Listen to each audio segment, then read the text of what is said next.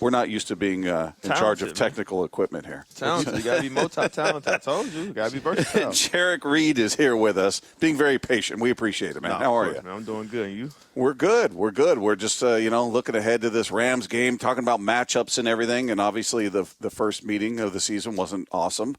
Do you believe in any carryover? Do you look at that game and go, okay, we did this well against them, they're susceptible to this or that, or is it just too far removed from that game to apply?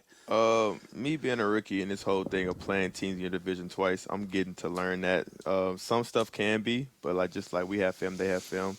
And we did play them in week 1, and it's week 11? I don't even know. So be your 10th game. So yeah, week 11. You have to bye so week. I think some stuff is that is their DNA, so they're going to be susceptible to do it again. And same thing with us. But for the most part, we're scheming against them to do new things. They're doing the same thing for us. So you can't be holding yourself that high regard of we got to do the same thing. I don't know how to explain it, but I don't think so. I think you just got to play your game. They've gotten better. We've gotten better. And you just got to play an honest game and just play the cards how they fall. Are you still looking at the last 3 games? Is that typically how far back you go? Yeah, I think for our game plan, we're more than 3. We have a lot, so it's way more than 3. But for the most part, yeah, you look at 3, for sure 3, minimum of 3 games in the previous season. Yeah. So, and you try not to do the things that you did before, and then they're trying not to do what they did before, and so it becomes like, okay, let's just go out and play football, right?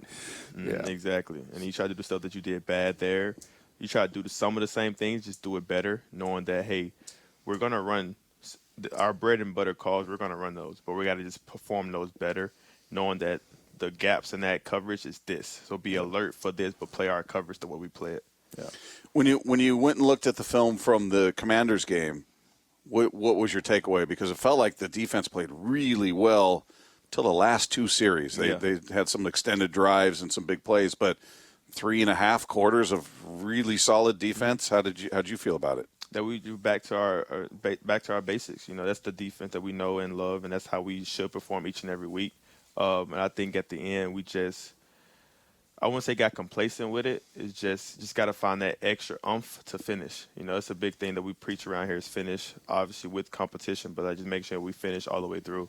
And I think those last 2 drives, we took our foot off the gas a little bit, and we made some decisions there that could have cost us the game if it wasn't for our offense.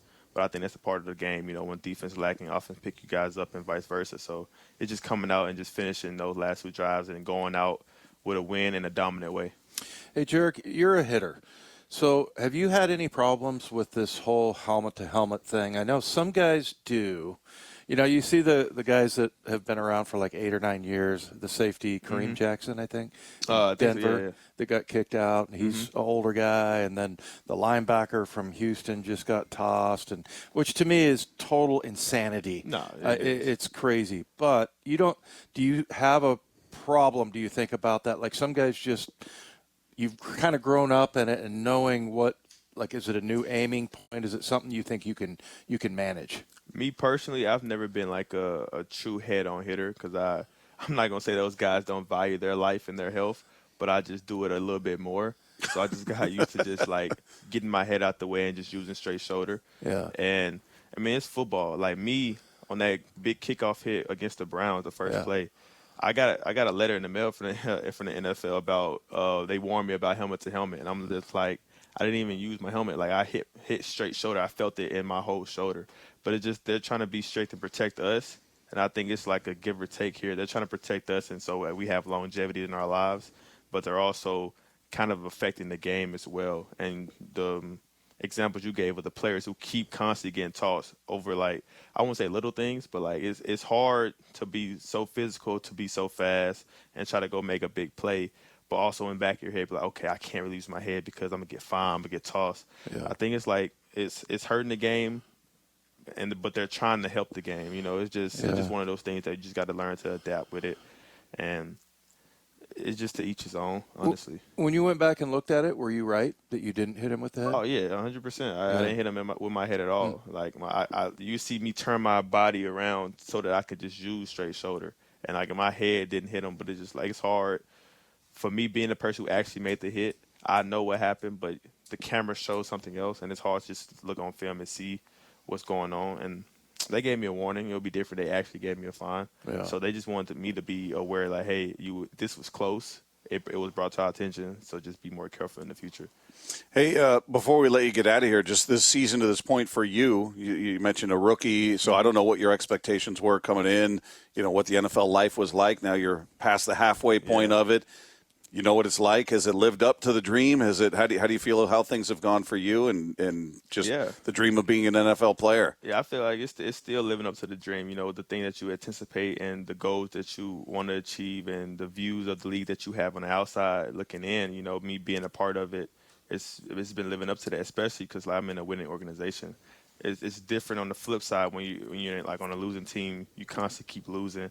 This could be a very long season, and which it is though. But like the winning helps, the energy that we bring here in this building helps. The competition level, the energy that Coach P brings and the team bring, it helps like for you to keep energized, keep it going for this long season. And I'm not gonna lie, it's week 11. Back in college, I'm getting ready to hang up my cleats. We finna after Thanksgiving, we're chilling. We just focus on classes before Christmas break. And now it's like, well, look, you don't get a holiday. You're going to play on Thanksgiving. You're going to play on Christmas Eve. You're going to play on New Year's. You're going to play in January and February. Yeah. So it's like once you just wrap your mind like, hey, it's going to be football for the next 2 months still, it just keeps you going. You just lock in more and more. And I'm still enjoying it, though. Good. Some people who are down, but me personally, I'm still enjoying it. I'm still living the dream, and it's still going good for me. The NFL screws up every great holiday. Oh, yeah. It really does. You get your life for this sport, The vets learn how to maneuver and still see their family stuff. Rookie still trying to learn and talk to my mom right now because she was upset about it. This the first Christmas that she won't be able to see me or my other brother who's coaches at Oregon State. Their season's going pretty well, so they're going to be playing.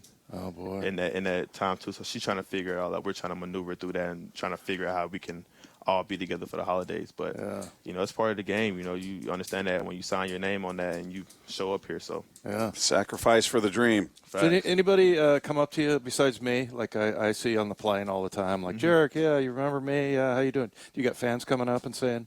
Yeah, man, I do. Like doing the interviews I do, meeting fans, going to like children's hospital and stuff. Like it's people who you met throughout the way. I'm not like it's sad to like I don't forget about them, but like a lot of stuff go on and you get lost in it. People are like, you remember we sat down and I'm like, yeah, I do remember that. That's crazy though. Like you just see how time flew since the time I got here in May until now. You meet a lot of people and they just keep on recycling and they watch you. Fans of you, they support your game, and for them to come back and just, shake your hand. Hey, Jay, you remember me? Hey, you're doing great from the last time we talked. That means the world. So that's cool. No, it is a couple people. Well, congrats on the winning so far this season. Hopefully that continues, and always appreciate you taking time with us. Thanks so much, man. Sure, appreciate you guys for having me once again.